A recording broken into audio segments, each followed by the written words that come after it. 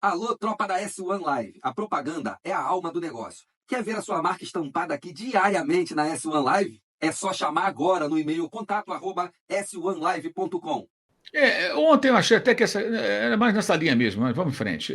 A questão do Michael ontem nem foi para trazer boa notícia depois da goleada, que todo mundo já sabe. Desde sábado, a gente trouxe vários colegas, eu também trouxe detalhes sobre isso. O jogador está virtualmente contratado. Eu falo virtualmente porque não assinou o contrato. E nem Né? a rescisão, né, Moros? Falta a rescisão lá também. Está definido isso para poder, enfim. E o que acontece? O Flamengo não ia contratar o Michael, nem estava no páreo, tá? Porque ele ia custar muito caro. Por quê? O jogador, quando vem. Hoje, os empresários dos jogadores, quando ele fica livre do clube com conta em contrato, eles querem vender o jogador para esse clube. Então, acaba ficando. Mesmo que o jogador custou 8 milhões de euros, 8 milhões e meio para o Al-Hilal, que o empresário do Michael dissesse: me paga metade aí, 4 milhões e pouquinho. É caro. Aí o que faz? Dilui no contrato. Aí o salário do cara vai nas alturas, tá? O que aconteceu, pelo que eu apurei, foi o Michael, no caso, o staff dele, reduziu o que seria uma pedida inicial, o que seria, que não chegou nem a negociar, mas é o que se imaginava, e o Flamengo subiu um pouco mais. O Michel deve custar ao Flamengo mais ou menos o que custa hoje o Bruno Henrique.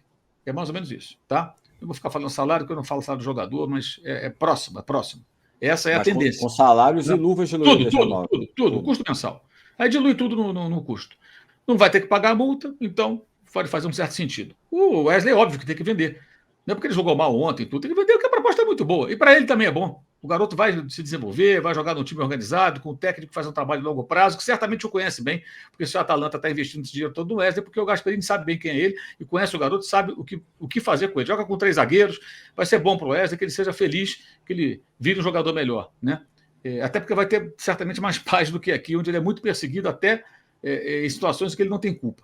Então é basicamente isso. Agora eles vão continuar correndo atrás. Ainda tem esperança de trazer o Alcaraz. O Alcaraz jogou 10, 11 minutos contra o Newcastle no sábado, veio do banco.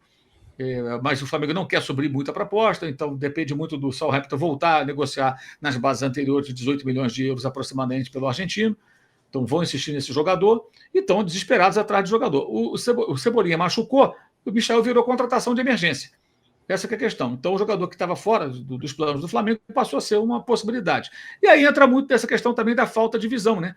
Eles olham, eles veem o quê? Veem jogadores que eles conhecem, jogadores muito conhecidos ou que já passaram pelo clube, que foi o caso do Michael. E acabam indo buscar o Michael. A minha expectativa é que ele volte um jogador melhor. Depois de um período trabalhando com o Jorge Jesus, que é um técnico muito exigente, né? Do lado de alguns grandes jogadores, tem uns pernas de pau sauditas ali, né? Vamos falar a verdade, o Campeonato Saudita tem os caras que jogam de lá que são ruins, alguns são bons, e tem jogadores internacionais. Se o futebol saudita só tivesse grandes jogadores, a seleção saudita seria um sucesso, né? E não é o caso. Até ganhou da Argentina, mas foi logo eliminado da Copa do Mundo, como sempre acontece quase sempre. Então, mas o técnico como Jorge Jesus, jogando ao lado de uns caras assim, que são jogadores importantes, enfrentando jogadores importantes, eu imagino que ele possa voltar um jogador melhor e vai ser útil, certamente. Está em forma, está jogando regularmente, tudo mais, né? Mas foi uma contratação de emergência.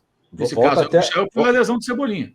E talvez volte até mais útil, né, Mauro? Porque ele lá no Al-Hilal jogou muito pelo lado direito, no Flamengo era do lado esquerdo. Sim. Então ele hoje pode utilizar pelos dois lados bem, né? Exatamente. O Luiz Araújo também. Eu acho que é uma contratação necessária. Poderia ser ele, algum outro.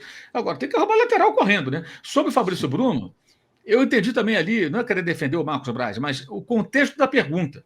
A pergunta é feita para ele, no sinal, o jogador tem um sonho e tal, bababá. Ele se expressou mal. Ele poderia dizer, olha, o jogador tem o direito de ter o sonho dele, mas prioridade é o interesse do Flamengo, não do sonho do jogador.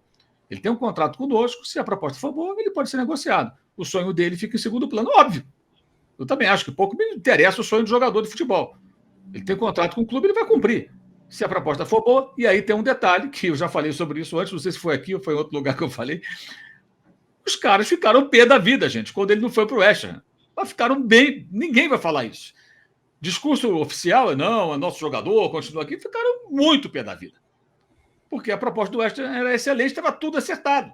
E aí ele recuou. Você acha que os caras gostaram? Claro que não, porque a venda era ótima. E tem que vender. Para você ter elenco caro e fazer movimentações no mercado, você tem também que vender e ter lucro. Não tem jeito. O clube brasileiro não vai conseguir só contratar. Não é o Chelsea, não é o Manchester City. O City vendeu o Julian Alves agora para o Atlético de Madrid, pô. O cara era reserva, queria jogar e foi vendido. É assim que funciona. Então, quer dinheiro para contratar, quer movimentar o mercado, tem que. Custou X, vai vender por bem mais? Ótimo. Entra dinheiro e faz essa roda girar. se ficar achando que só vai acumular o jogador, não vai conseguir fazer as contratações necessárias. Até para você oxigenar o elenco e mudar e alterar. Agora, como eu falei no começo, até acho que o André estava fora na hora, eu estava dizendo, André, no começo, que eu achava inicialmente que fazia sentido o raciocínio de vender o Fabrício Bruno e ficar com os dois Léo e o Davi, Luiz e mais os garotos da base. Mas depois da atuação do Davi ontem, eu fiquei a me perguntar, será o ocaso? Foi uma atuação tão ruim? E eu respeito muito o Davi Luiz, mas o ocaso vai chegar para ele como para qualquer jogador de futebol. Foi uma atuação mas tão ruim, tão ruim, tão ruim, que eu fiquei espantado. Eu fiquei pensando, se for para ter uma boa atuação, uma desse nível, não sei se dá para confiar, porque ele errou muito ontem. E ele percebia que errava, ele pedia desculpa. Né? No primeiro lance, o gol, ele foi um dos que deu condição. Você vê a reação dele, teve um passo que ele errou, quase o Botafogo marcou no segundo tempo, ele ficou levantando o braço, desculpa, pessoal. Ele estava errando e percebendo que estava errando. Então, eu não sei. Aí entra aquilo que você falou, né? Quem é o Bahia, o Cleiton?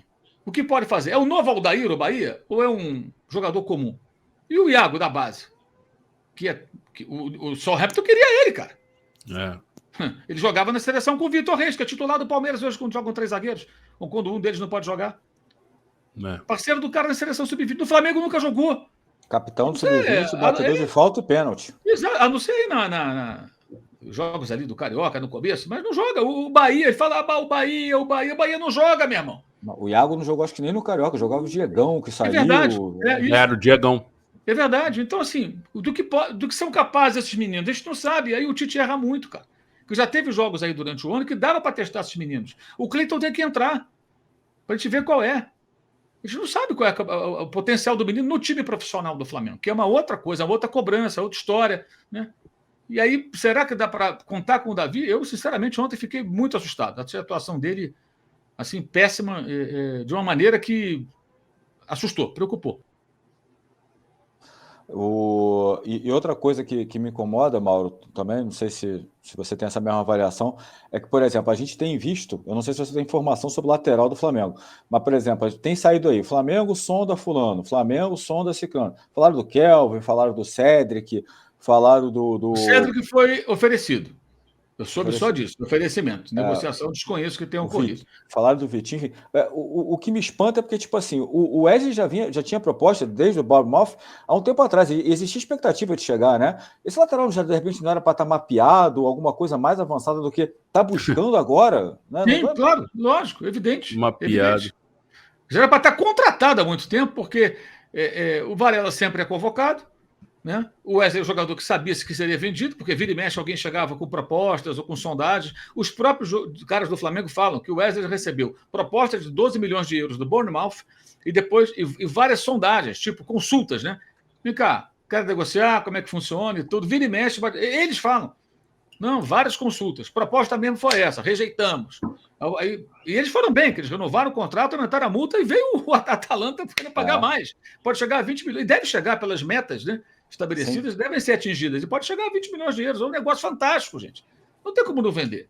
E para o garoto é bom também. E essas vendas são importantes para você fazer a roda girar. Mas não, já tinha que ter mapeado e contratado, porque nessa posição o Flamengo tinha que ter mais alguém. Agora, até entendo que não dá para ter 3 caras em cada posição.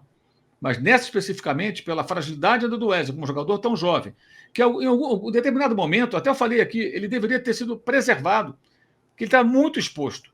Muito exposto. Isso queima o menino, cara. Sabe, bota para jogar, a torcida cai de pau, o Varela ninguém confia. Era diferente da esquerda, que tinha ali 2 bons jogadores, que pesa as falhas do Ayrton Lucas defensivamente, ele é um bom jogador, vinha também. Agora teve uma lesão grave, tem que contratar alguém. Mas você deveria estar atrás disso há muito tempo, sem dúvida alguma. A movimentação é muito lenta. E quando o Marcos Antônio foi para o São Paulo, até entendi, olha, não vamos entrar no leilão, São Paulo ofereceu mais, ok. Tinha que ter outro nome na agulha. Aí o nome que é o Alcaraz, é uma contratação difícil, sabe? É muito difícil. Tem que ter também a capacidade de encontrar jogadores úteis que possam fazer uma composição de elenco e entregar ali o mínimo necessário. Nem todo jogador tem que custar milhões de dólares.